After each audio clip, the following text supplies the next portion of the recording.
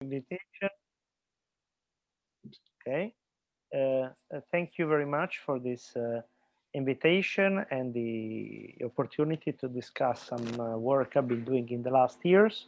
And this is a work that's pretty much a collaborative effort and I'm thanking here in the first page a few of the people that have been directly contributing to this. So I try to put some images that sort of summarize what's happening. So we have an image of the Earth, and we have a sort of a conceptual image. This is called the dynamical landscape, and it's a way to represent, it's something that is mostly used in biology to represent, in some sense, evolution at different scales. So we will see why this sort of representation becomes extremely relevant for what we're going to talk about today.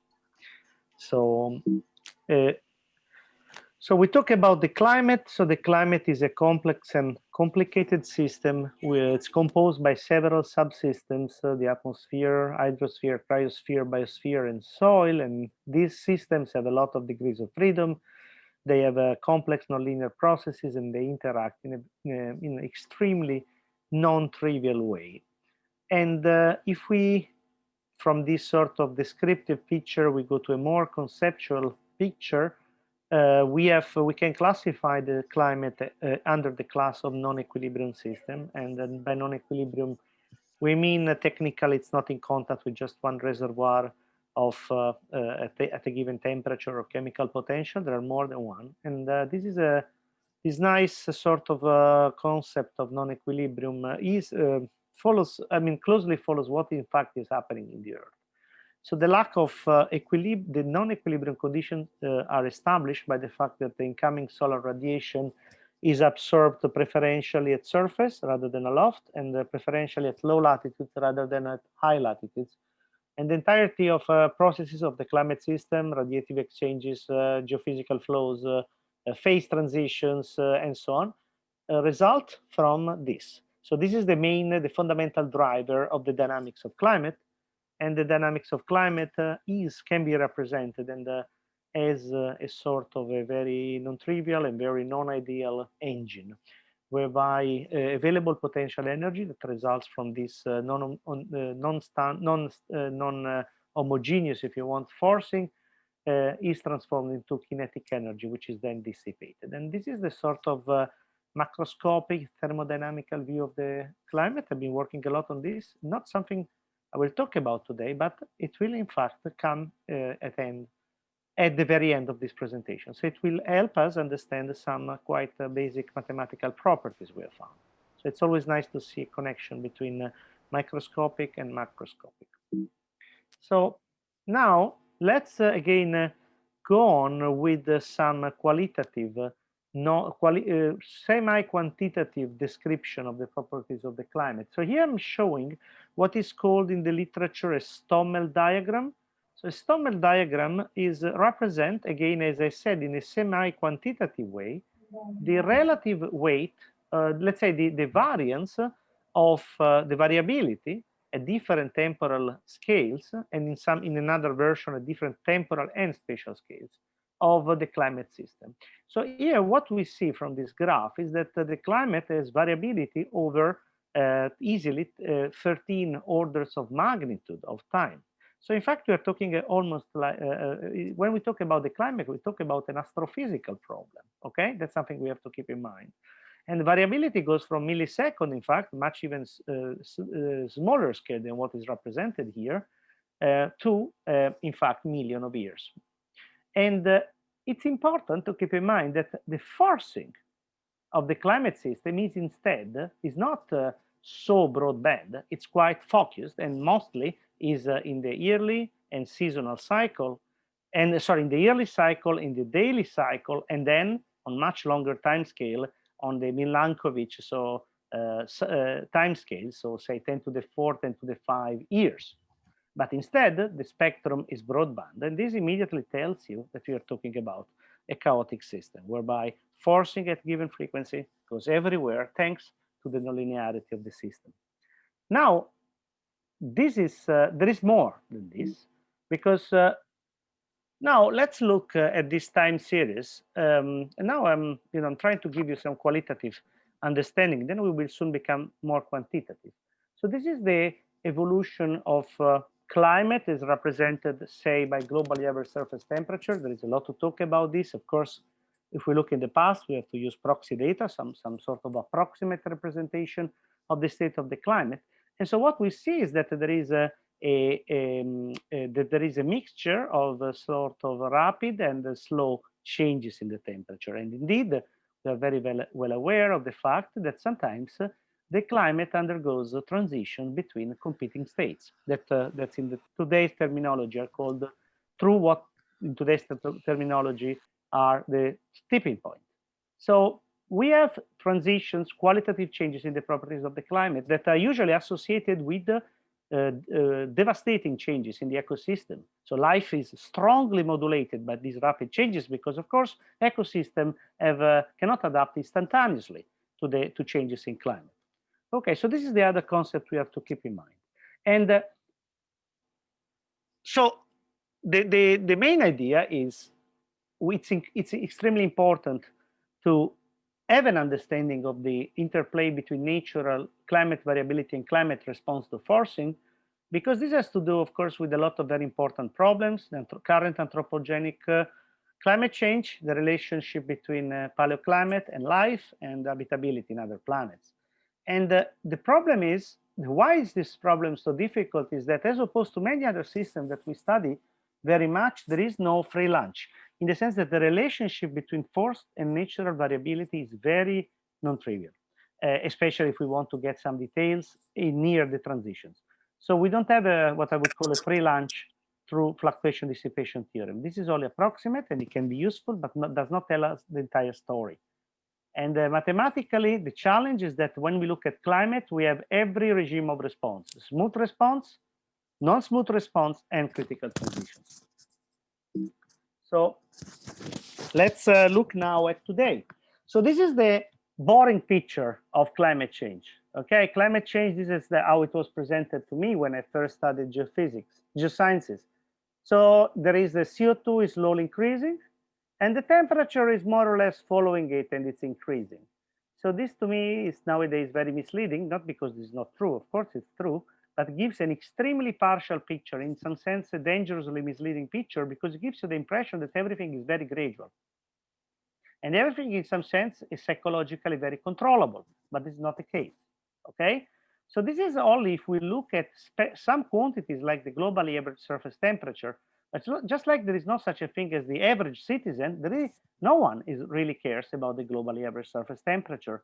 So the impacts on ecosystem, on humans, and on the rest depend on other moments of the distribution.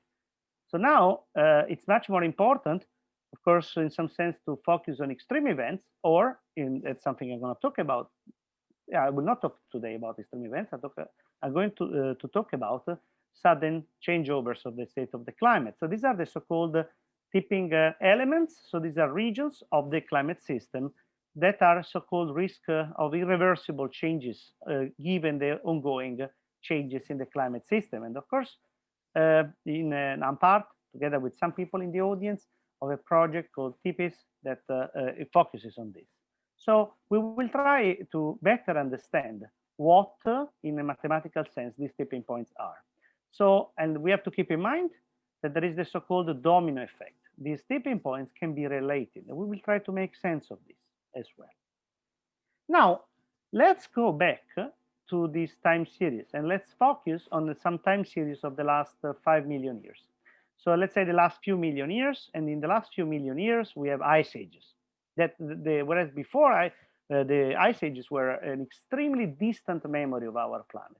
So let's look at the top left, a couple of million years, and you see fluctuations of the order of 5 degrees in the temperature recorded in Vostok, that's in Antarctica. And these are up and ups, downs are ice ages, ups are interglacial times. Okay, now let's let's focus again more in the last about 400,000 years. So we see that when these lines are down, this is a glacial cycle, And when these numbers are up, when the line is up, this is an interglacial cycle. And in fact, as you can see, we are now in an interglacial cycle inside a nice age. That's exactly what we are, where we are at. Now, let's focus more. And let's take the range between 100 about and 10,000 years ago. So this is the last ice age, okay? Like the movie, okay? With the mammoths and everything, okay? Now, inside the mammoth time, when the mammoths were, developing their nice woolly, that, every child has dreamed of touching, but I like more dinosaurs, of course. Anyway, mammoth is okay. Look at this time series on the bottom left. So this is, here we are inside an ice age. And inside the ice age, there are a lot of very rapid peaks of temperature. So, and these are associated to situations where the thermo-island circulation is switches on and off. So now we start to see that there is a hierarchy of states. So there is inside the ice ages, there can be warm periods, but these warm periods are colder than the interglacial periods that are outside the ice age. Okay, so keep this in mind. Now, if you want to have an account of relationship between climate forcing and climate variability, I strongly recommend you to to give a look at these review papers. A review paper I wrote with Michael Gill. It took us 4 years to write this, and it was really a lot of effort. But I hope it contains a really good survey of what is going on. So this has been published this year in Reviews of Modern Physics. So now, as I said, climate, there are different regimes of climate response to forcing. One is the smooth regime of response. This is can be treated mathematically using, as an example, Ruel response theory. And these allow us to relate in using a suitable linear operator, a forcing acting on the system to the response to the change in time of any given observable of interest. And technically, this allows you to reconstruct the properties of the pullback attractor of the time-dependent system. So this allows us to reconstruct the local, in terms of parameter space, properties of the climate. And indeed, in a recent paper, we have shown that this theory, that is sort of, it's sort of very mathematical in nature, can be used also to treat the outputs of a state-of-the-art, that is a CMIP6 climate model, and allows you to perform really accurate climate projections, both for quantities like surface temperatures, as well as fields of surface temperature, so spatially dependent properties, as well as properties of the ocean, like the intensity of the meridional overturning circulation. Okay, so this seems to be working well.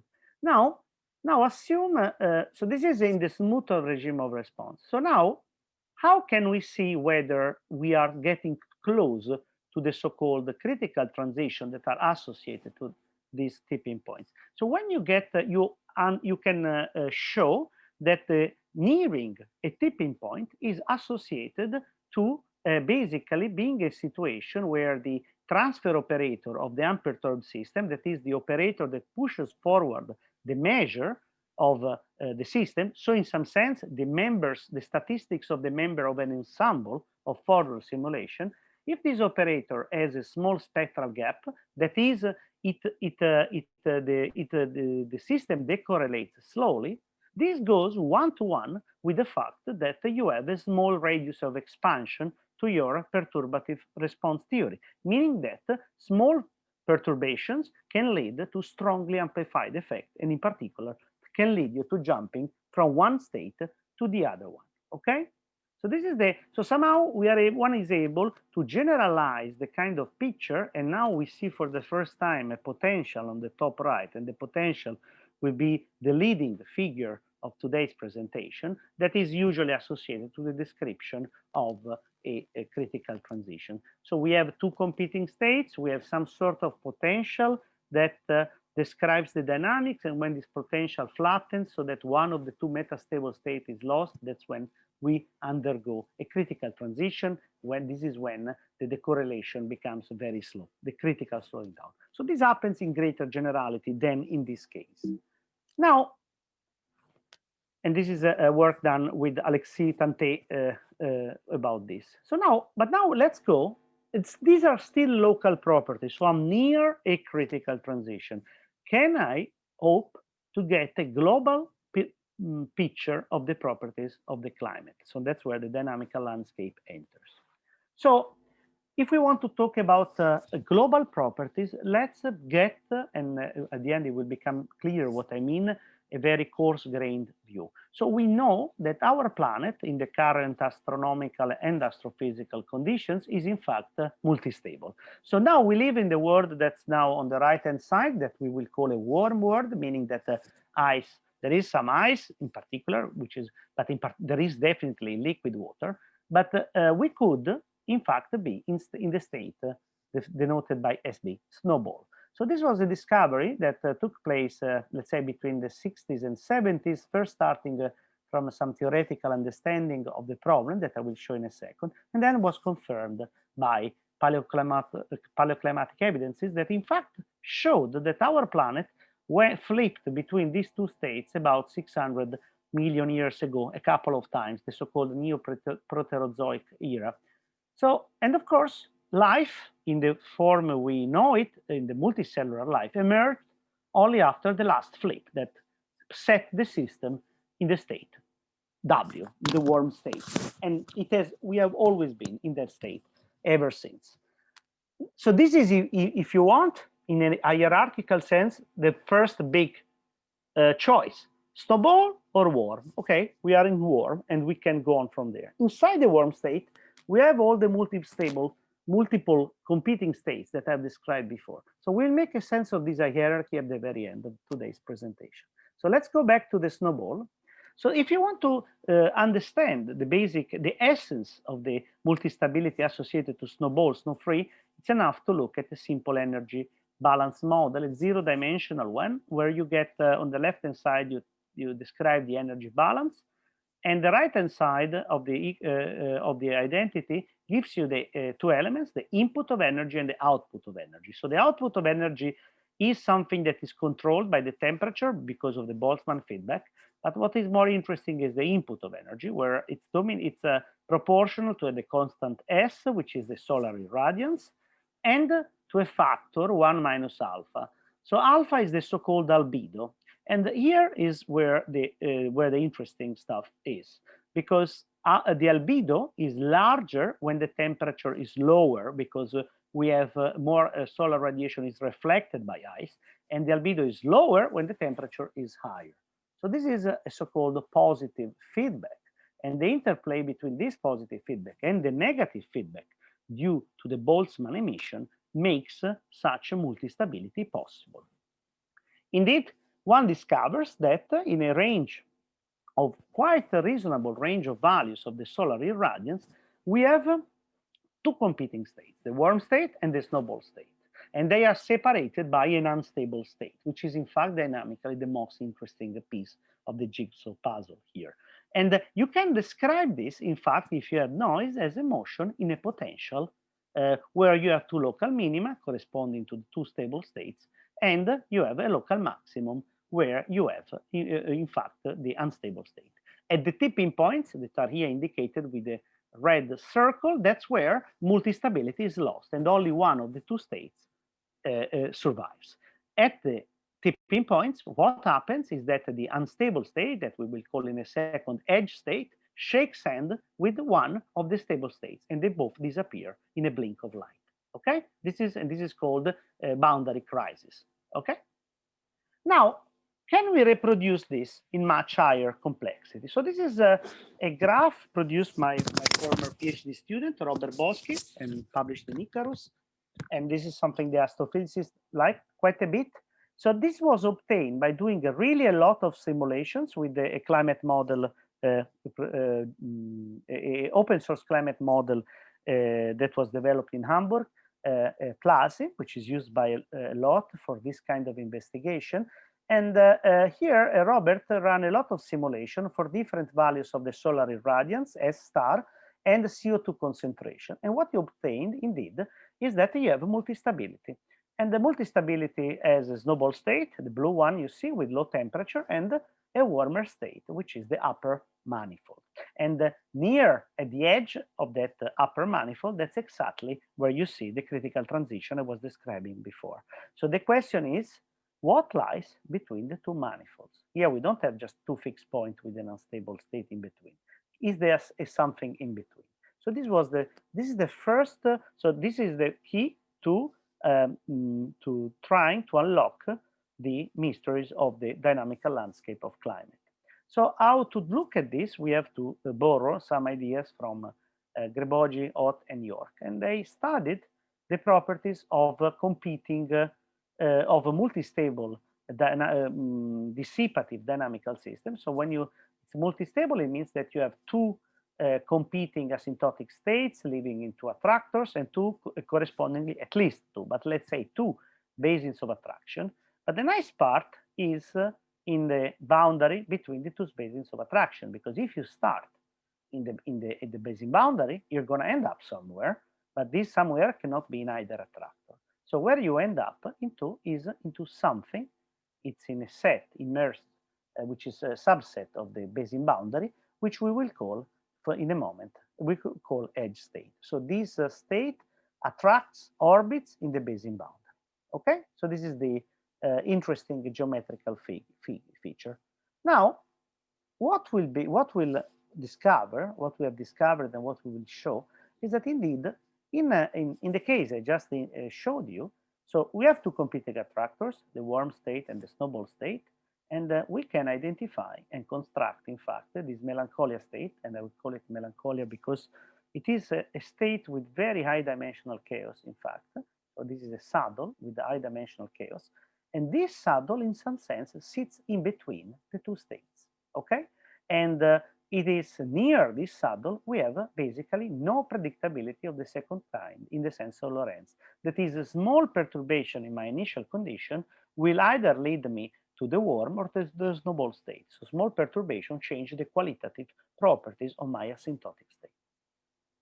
So we studied this in a couple of papers with Tamash. This is the most interesting one on nonlinearity. So what we did is we took a turbulent a model of the atmosphere in what is called the dynamical core. We coupled it with a very simple yet interesting model of the ocean, basically a variant of the Gill-Sellers model. And in this way, we have two time scale, a slow time scale, which is the ocean, and something fast, which is the turbulent atmosphere. And then we tried to find the multistability, and we tried to construct this unstable state that is in between. So the story goes, I will skip on this, that it is possible through an algorithm developed by Bruno Eckert and collaborators to construct this unstable state. So keep in mind that this melancholia state is unstable because if you start near this state, you're going to end up in the warm or in the snowball state. But through a procedure of bisection, you are able to control this instability and push the system close to this state. So in so doing, you are able not only to discover the two attractors, which is sort of easy, but to discover the geometry of the basin boundary separating them. And this is how you start to have a feeling of the global properties. One of the things you discover is that this basin boundary is not just a manifold, but it is itself a fractal structure. So really, near this basin boundary, you have no predictability on your final state. So this starts to make the problem of the qualitative properties of climate more interesting. So in this way, you are able to construct for a model like this, which has 10 to the 4 degrees of freedom, and we will go up in a second, a full phase portrait where you have competing chaotic,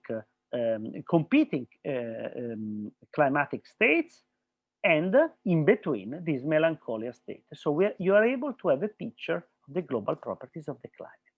Now, what is the problem here is that up to now, I've been playing only with deterministic dynamics. So deterministic dynamics has the problem that I cannot jump between competing metastable states by definition, because once I am in an invariant set, I stay there forever. So now I want to add some spice to the problem in the form of some noise. So now, how do I study noise-induced transition between competing basin of attraction in this general setting? It's actually not easy. So one has to take from the drawer some other mathematical concepts and ideas, and this took us a lot of time and a lot of difficulties. So there is a set of theories developed by Graham, Hamm, Tamashtel, and others, which allow us to study this problem, avoiding the annoying approach of the spherical cow, where one makes a very simplifying assumption and is able to derive conclusion. So in this case, we are able to approach this problem without basically making too many assumptions. So the only assumption you have to do is that you have the noise controlled by a noise law that is not necessarily associated to a non-singular matrix. So this is not an elliptic problem, because elliptic diffusion problem, because in a system you don't necessarily add noise in all degrees of freedom. You have noise maybe in some degrees of freedom, but you want to make sure that this noise propagates to all degrees of freedom. So this is one of the this is the fundamental property you want to retain. This is called an hypoelliptic noise law. So if you do this, and you're a bit you want to be optimistic, you can write a Fokker-Planck equation. You write an ansatz to the steady state solution to this Fokker-Planck equation that gives you the invariant measure of the system. Now, this invariant measure can be written as a large deviation law, where the rate function is this function phi that you can see at the center of this slide, which is called the quasi-potential. So this quasi-potential describes in the weak noise limit the properties of my invariant measure. But this quasi-potential magically describes also the dynamics of the system, because one can write the original drift, so the deterministic part of the problem, as a combination of a gradient of the quasi-potential times a rest. So it allows you a decomposition of the dynamics into a gradient part and a rotational part in some sense. The other magical thing is that the local minima of this quasi-potential are the attractors of the deterministic system, and the saddles of this function of this quasi-potential are exactly the Melancholia state. So this is how we start. We have a dynamical landscape. This dynamical landscape is very general and depends in a very non-trivial way both on the drift and on the noise law. Okay, so this is a very essential property here. So now this is how we can look at the climate. So the climate is in fact an object where there are many competing metastable states defined by the local minima of this quasi-potential, and then noise allows us to perform transitions between this metastable state. And the nice thing is that in the specific problem we're studying here, we have the noise only as a fluctuating value of the solar irradiance, and one can understand that this noise indeed propagates to all degrees of freedom of the system, exactly because the climate engine works through input of solar energy, in making a long story short. So now, up to now, we have been thinking mostly about two states of the climate system, but a lot of publications are coming out, very interesting publication, showing that in fairly realistic models, one can get 3, 4, even 5 competing climate states. So maybe one has to change the viewpoint on the global properties of climate. We always assume there is climate. Maybe then we understood, okay, there can be snowball and snow-free, but maybe it's more than this. Maybe there are many competing climates out there. And in fact, my conjecture is the ultra-low frequency variability of the climate, so in some sense, climate change, it's an itinerancy between competing attractors. So, and when we have a big change in the climate, it's because we are literally jumping across a new basin of attraction through noise, where noise can be in many forms, can be a force, okay? So this is somehow how the story became more interesting to me.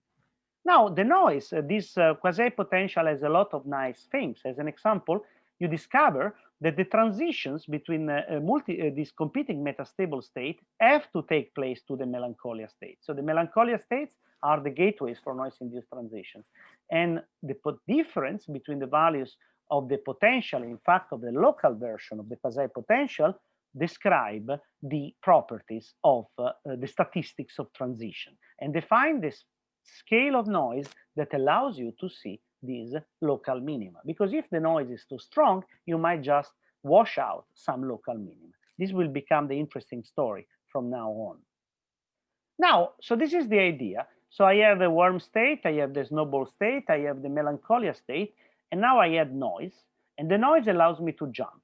Now, the nice thing is that if the system, one of the characterization of non-equilibrium is exactly that the red line and the blue line are not the same.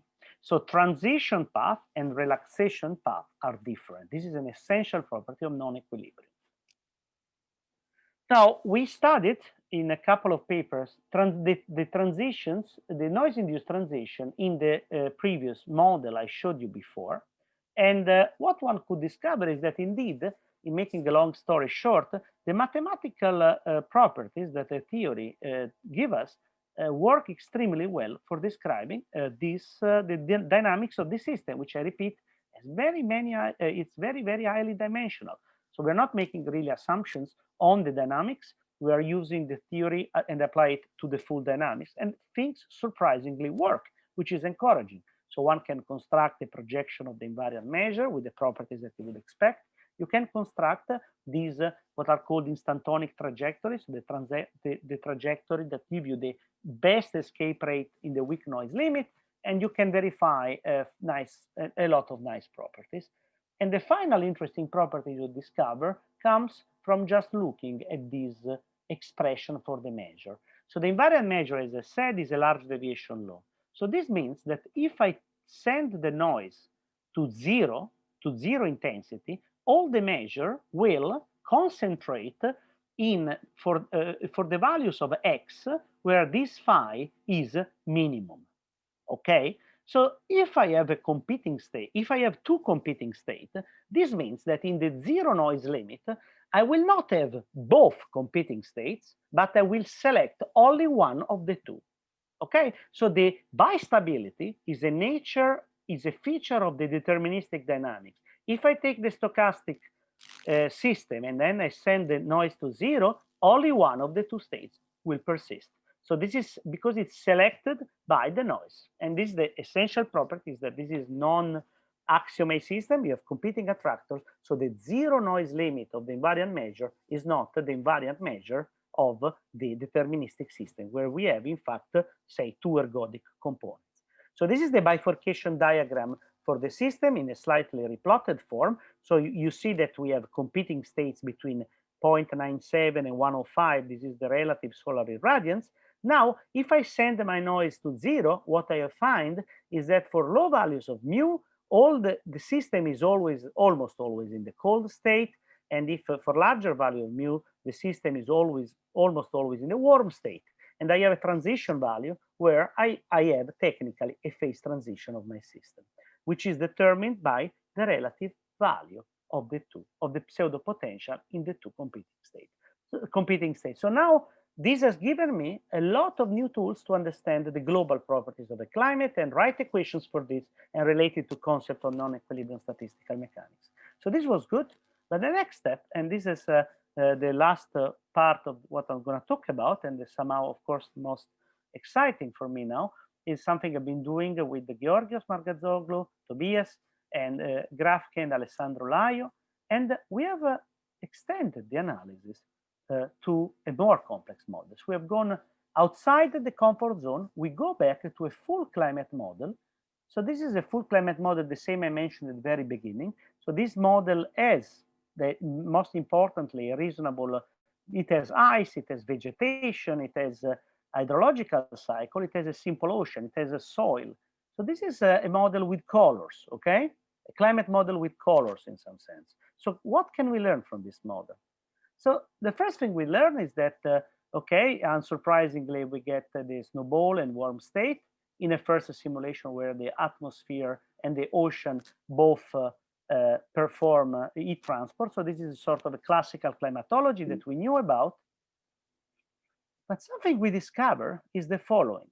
So now I will look at these videos describe the noise-induced transitions, top left, from the cold to the snowball, from the cold to the warm, from snowball to warm, and bottom right from warm to snowball. Now you see these movies, and the red line on the top left describes the stochastically average transition path from warm, from snowball to warm, and the bottom, the blue line in the bottom right, the transition path between warm to snowball. So what we discover is something very important, is that the two transition paths not only are different, but they also go through different melancholia states. So in this model, something more complex is happening. That is, the process of melting and the process of accumulating ice are entirely different. That's very interesting. So there is a connection between the macroscopic physics of the problem and the mathematical properties we discover here. So the topology of the phase space of this more complex model is more complex than the previous one. And it's not just a matter that this is a more complex model. The other one, the number of degrees of freedom of this model is higher, but the most important thing is that here we have something more, that is water. So now what we have is a feature like this. So now, and you see this is a much more interesting, much more complex. So we have the snowball state, we have the warm state, but now the transition between snowball and warm goes through one saddle. And the backward transition from warm to snowball goes through another saddle. So this means that there is a macroscopic, a massive macroscopic current that we did not have in the previous model, where both transitions went through the same melancholia state, but they were departing on each side, on each basin of attraction. So this system is, in some sense, much more outside equilibrium than the previous one. Something else we can do is, as an example, we can study in a projected space the subdominant eigenvectors of the subdominant eigenvalues of the transfer operator, and we are able to study the transition between the metastable states and the low frequency variability within each state. So this is tools that we can, from statistical mechanics, that allow us to have a better outlook on the large-scale properties of climate. Again, in the direction of having a connection between macroscopic and microscopic. But this is the fun part, comes at the end. So now we switch off the ocean, the ability of the ocean to transport heat. So technically, you are, in physical terms, removing one negative feedback of the system, and in mathematical terms, you are removing a term which contracts the phase space, so which tends to kill the dynamics in some sense. What we discover is that now we don't have just two competing states. We have three competing states. Snowball, warm, which are more or less the same as before, and the third cold state, which is open, where there is no ice at the equator. And this is a true climate. But this true climate is, in some sense, much shallower. That is, we can appreciate it only if we consider very low intensity of the noise. And in fact, we have discovered this climate by chance. Just by running some simulation, we found that they were ending up where we were not expecting it to be.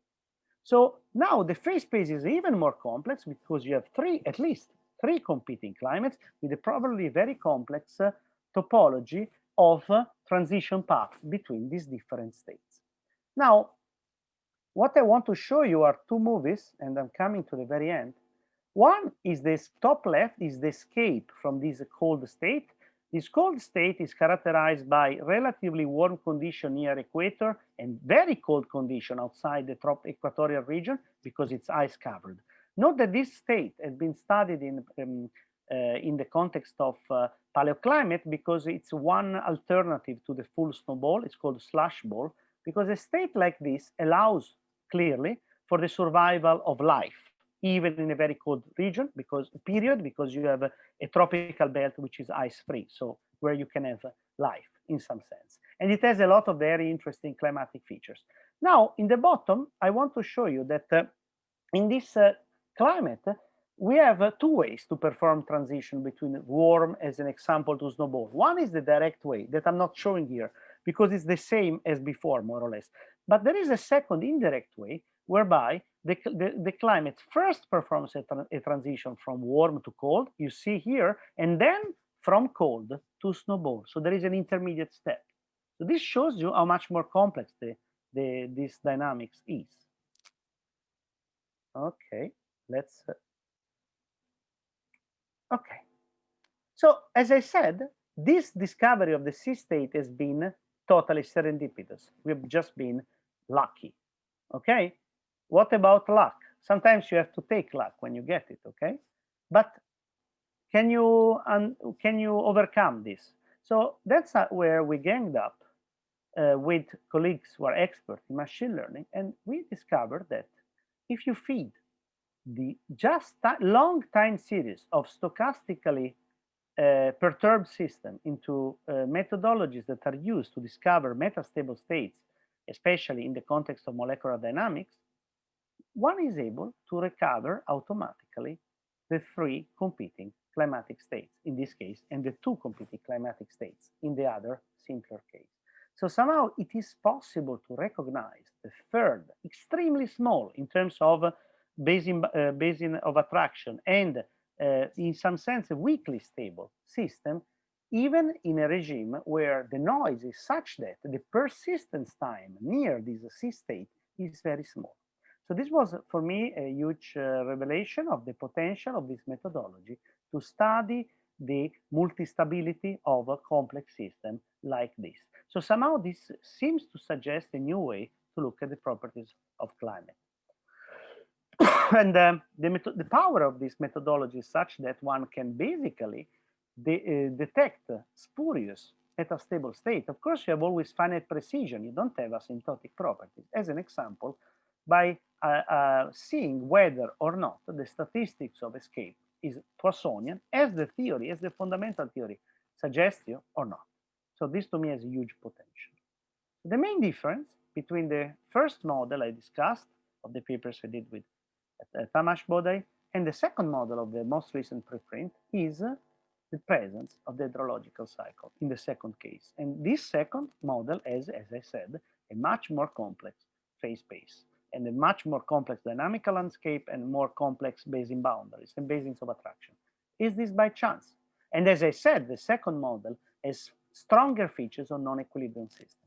This is the nice last thing, is that if you totally change your viewpoint on the problem and you compute the entropy production of climate, of the climate system, it is possible, the material entropy production to be precise, it's possible to do this using basically variants of the equations proposed originally by Prigogine for studying this for fluids in general.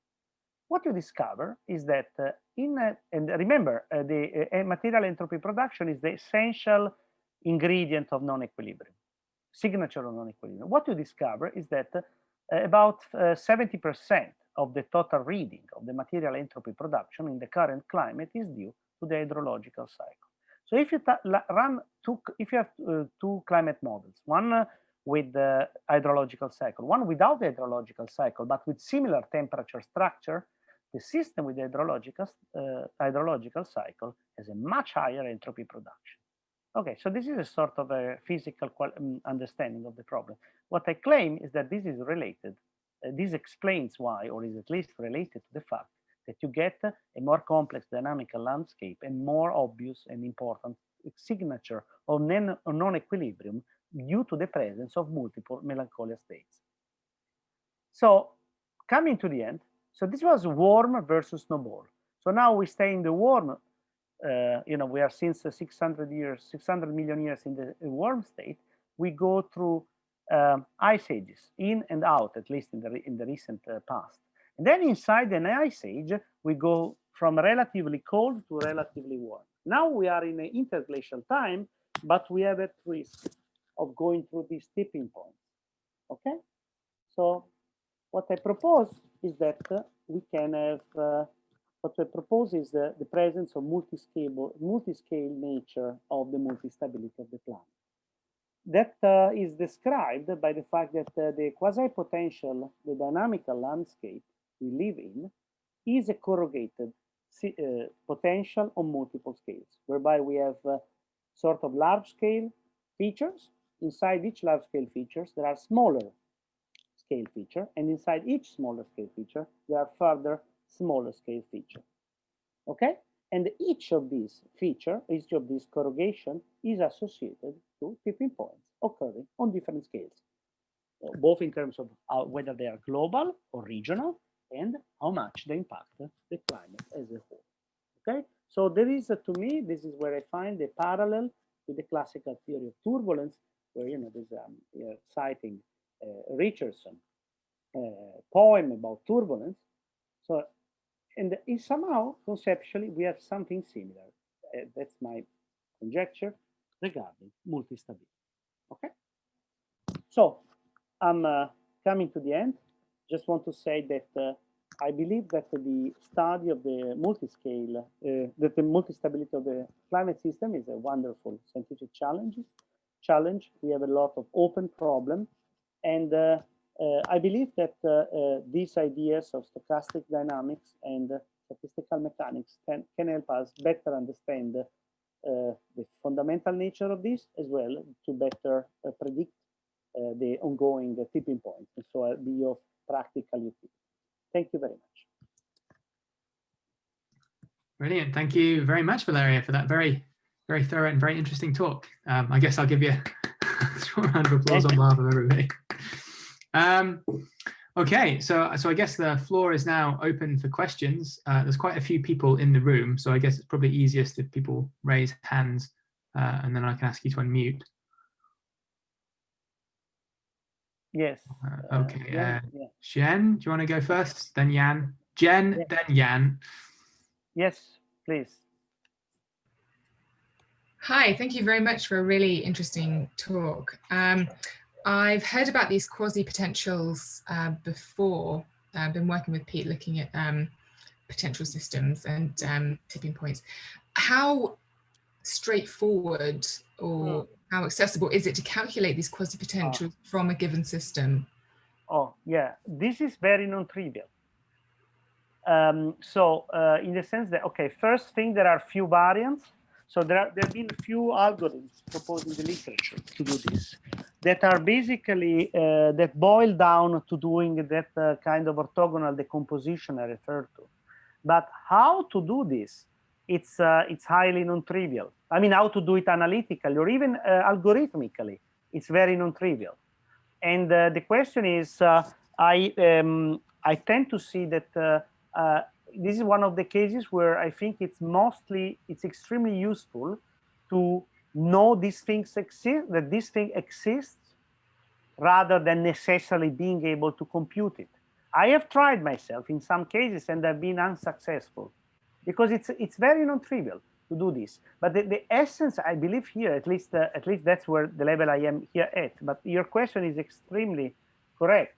Is that the fact that you can construct such an object allows you to have this global vision. Okay, this is to me now already a lot. But of course, if one is able to compute to do this decomposition, then basically you have everything. You really know everything about the system in some sense. So this is, because the idea is in energy, in the sort of energy landscape, classical energy landscape case, this is, that's exactly the potential, okay?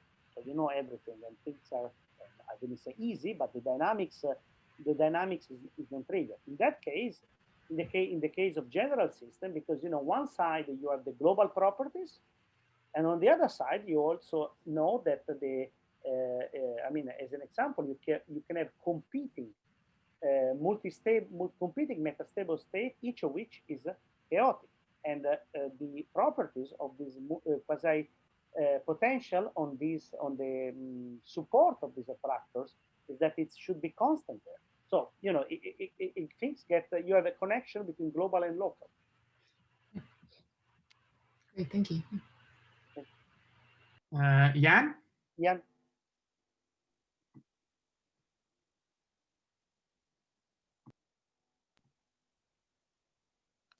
Jan? Jan? Are you... Oh, you want to ask your question? Yeah. Can you hear me now? Yes, Ian. Oh, sorry, yeah, How are I just you? had the wrong microphone on. Okay. So even in the case with a single melancholia state, you stress that so the escape path and the relaxation path are different. Yes. So the picture and it didn't look that different. No, so yes, you're right. Yeah. So is it different or not? So like in the example. No, it is. No, it is different. The problem is that this is the other. This is you're very right.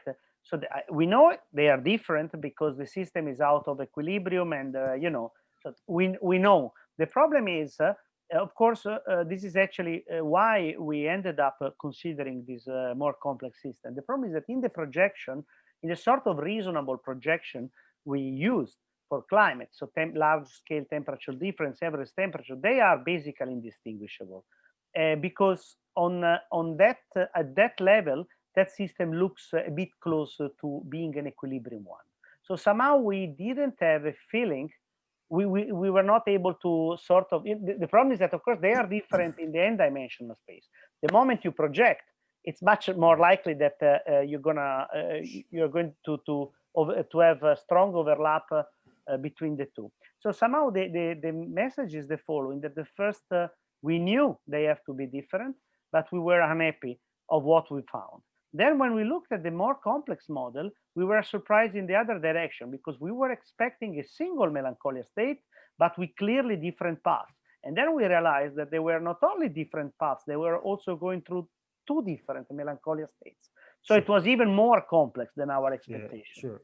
But, okay, that's yeah. Okay, good. But as far as you have, so as long as you can talk of a unique escape and relaxation path, which yes. means like there's probably like some kind of small noise limit. Yes. yes. So have you seen like unique paths that are different? I mean, you know, of course they are always different because you have just noise, right? But so yes, like sure. as long as they are unique, a projection in which you have unique paths, but they are different. No, we couldn't find it because somehow we learned. No, but I mean, no mystery. The problem, well, as I said, they must be different. But the question is that we understood some subtleties of the problem after. So this is a work in progress. So this was something that we were not, I think I had also personally not fully understood when we published the first paper. So it took some time to better understand what to look for somehow. Good. But yes, of course, they must be, but you know, that's the idea. They must be different because the system is very obviously out of equilibrium. We just have not been able to find the right way to paint it. I show you why. I mean, somehow it's pretty clear. If you, this is the old image. Sorry, yeah, here. So this is a logarithmic scale, and this is the red dot is the Snowball, the deterministic Snowball state, and the blue dot is the the red dot deterministic worm, blue dot deterministic Snowball state, and the figure is a log of a probability. So you see this in this case, this is a weak noise. This probability is really like a blade. Is extremely peaked, and I can plot it just because I use logarithmic scaling. So somehow in this case, it's clear that the path of the transition has to go along this maximum. Okay, so somehow this projection was not working, and what we looked for, I mean, of course it gives the right result, but we were not able to find a nice way to distinguish between the instantons and the relaxation trajectories. So this is a limitation of this result. And this is also why we understood that looking into low dimensional projection can be dangerous. This is also the motivation of using this data-driven methods. Thank you, Ian. Your comment is very useful. Thanks. Great, thanks very much. We are coming up a little bit to the end of time now. So what I suggest we do is we actually have a little virtual hangout room where you can have real chats, but in a virtual location. So I posted that in the Zoom chat. So for those of you who haven't been in before, it works best if you use the Chrome browser, so Google Chrome. The first time you log in, you'll be asked to provide a password, which is indicated in the chat, and you can create a little avatar for yourself. So I will keep the Zoom open for anyone who's having trouble getting in, and I'll also ask our speaker if he wants to join us in there for any further conversation. Thanks a lot. Yeah. So yeah, let me. I'm looking for the. Sorry. Yeah, here it is. Yeah. So there was some comments. I think I found this. Yeah. Okay. Fine. Okay. Good. There was some strange stuff. Yeah, some strange stuff, which is okay. So I suggest we all move over there. I'd like to thank Valerio again for a fascinating talk. I will upload the recording of the talk to the seminar webpage, so the seminar webpage under Valerio's name. Yeah. Okay, brilliant. Thanks a lot. Yeah, thanks so much for this opportunity. And yeah, any further interest on this, just drop me a line, and I'm happy to discuss and to share the preprint. So we have a paper that's in review in Physical Review X. So anyone who wants to give a look will be most happy to to share ideas on that. Thank you. Valeria, will you be able to join us in the Gather Town room for a bit? Yes, I am. I'm already entering, in fact. Okay. Yeah. You may need to turn off your video, otherwise your video won't work in the Gather Town. That's the other thing. Okay, yeah, sure. Okay, I will. Okay. Is that the problem? Okay, brilliant. Thanks, Pete. Yes, and